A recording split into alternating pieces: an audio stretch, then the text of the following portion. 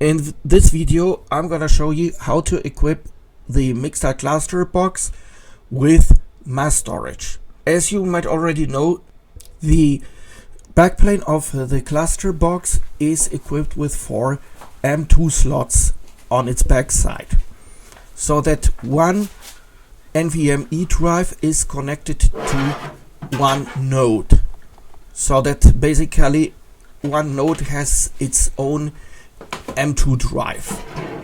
Whenever possible, use fresh SSDs and not used ones, because Ceph sometimes has problems with drives which contain remainders of an old installation. But first, let's install some M.2 drives into the cluster. For my cluster, I selected some very good Lexar NM790 drives, 8 terabytes each. They are very fast and stable, so they should be more than sufficient for my storage cluster. As it turned out that the mounting kits which come with the cluster box itself are incomplete, I had to buy a separate mounting kit for the M.2 drives, which even came with a small screwdriver. To install the drives, let's first open the backplate of the case of the cluster box and then remove the screws which already come with the backplane, so that we can install the drives. Insert the drive into the slot until you hear a gentle click. Next, place one of the red rubber washers on the screw hole. After that, push down the left edge of the drive so that it lies exactly above the screw hole. Next, fasten the knurled bolt and finally the screw. Repeat this procedure for the remaining 3 drives. Make sure that they fit tightly, because otherwise the drive might not get recognized by the node. Once you're done, it's time to reattach the backplate of the case. Plug in power and network and wait a minute for the cluster to boot. Now we're gonna install Docker on all 4 nodes in order to make installation of the various server software slightly easier and cleaner. Add the repo which is stated in the Docker online documentation, as the version which comes with Ubuntu is outdated. You will also need to install SSL keys which come with Docker. Then you can tell apt to download and install the Docker binaries and supporting utilities. Repeat this procedure for the 3 remaining nodes.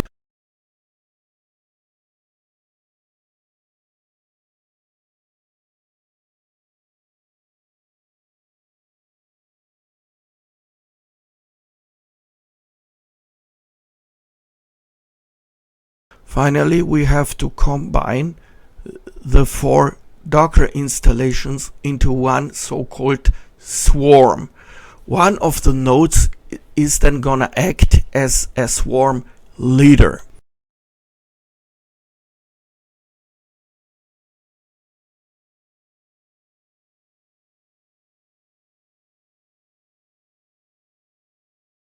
Next, we have to allow access to the storage cluster dashboard from outside.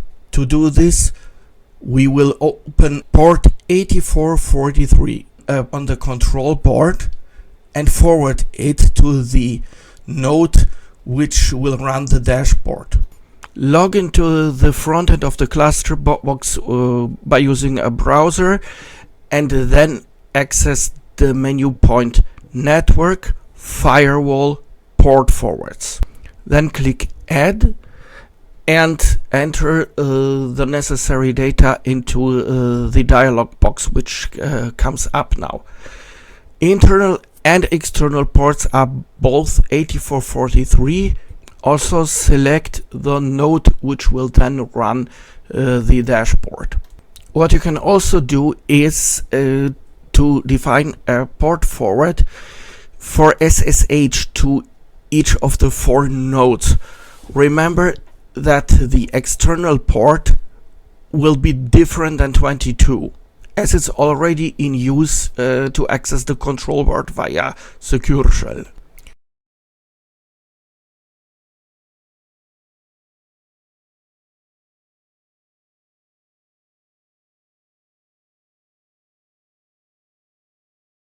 To make work slightly easier for Docker, we will let it access the external network via a proxy running on the control board. So let's first SSH into the control board and create a number of directories we will need for the Squid proxy.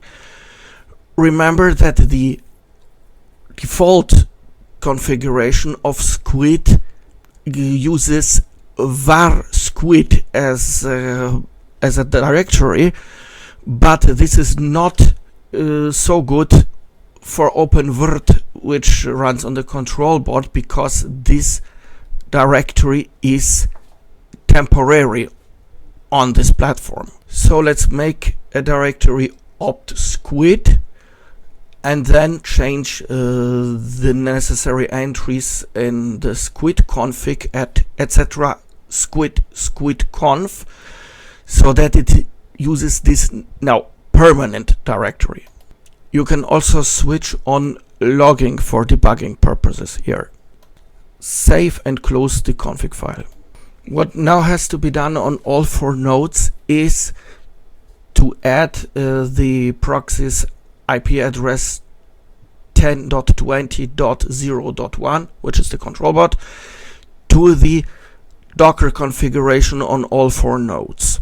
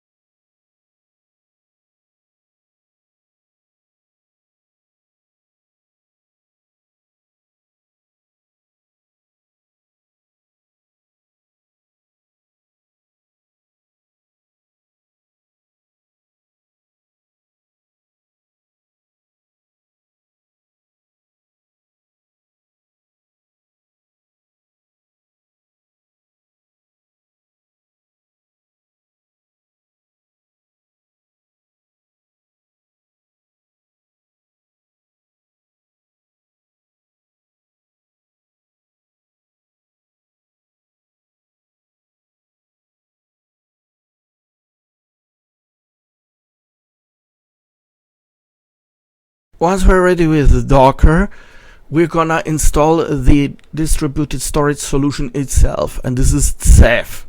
It's widely used in enterprise storage systems around the world, even if in much larger installations than ours. A tool made Ceph adm is gonna help us with this somehow tedious task. There is a good instruction on the web for this procedure, but unfortunately it's got one small mistake.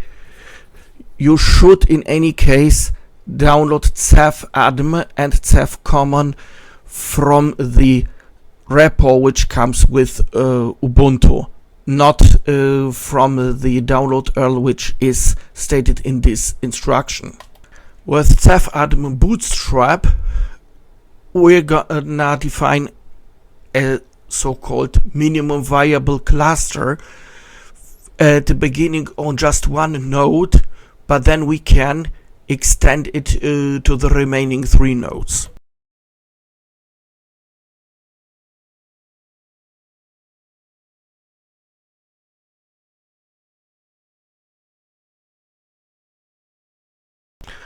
Make sure that on all 4 nodes only Ceph admin and Ceph common are installed, because such packages like Ceph OSD or Ceph MGR might screw the whole Ceph installation.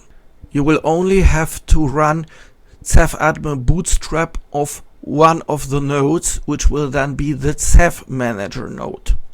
Ceph admin is gonna install the necessary binaries on the other nodes itself. You will have to add the remaining 3 nodes to the Ceph cluster though, by using ceph org add host. Next, copy the auto-generated Ceph config file and the already generated key files from the master node to all 3 suffragan nodes. On the master node, use ceph org apply OSD -- all available devices to start discovery and preparation of the 4 NVMe drives for use with Ceph. This might take some 10 minutes.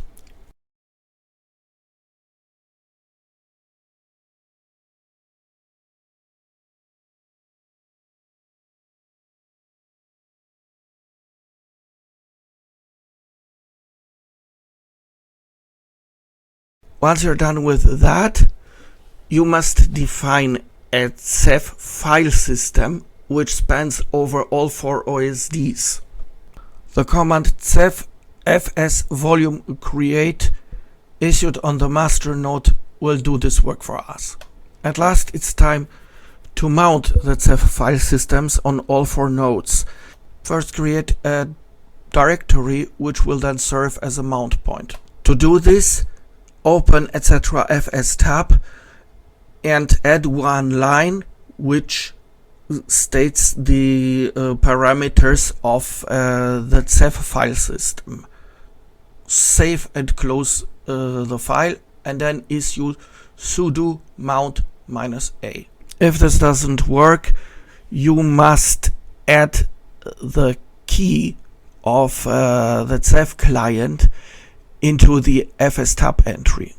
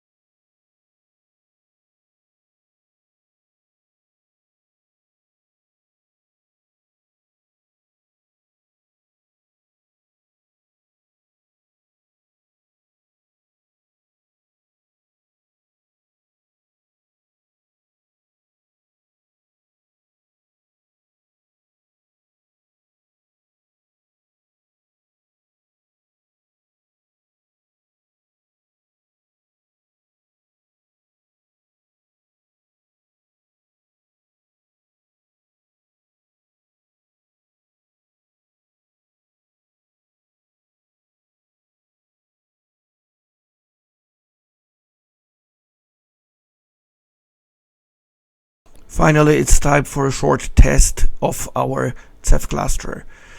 Issue the command df-h to find out whether the cephfs has been mounted successfully.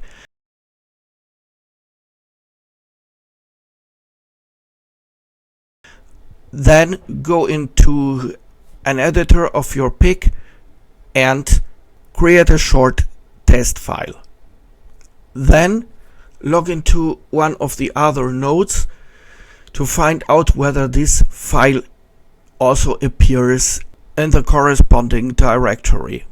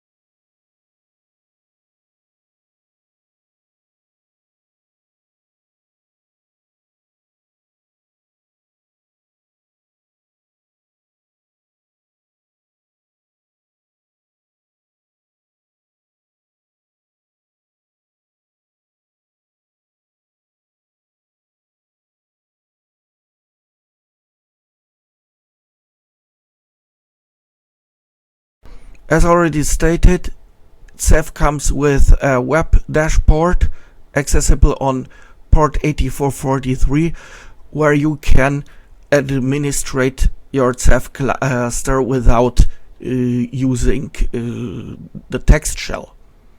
This comes particularly handy for checking the health status of your cluster.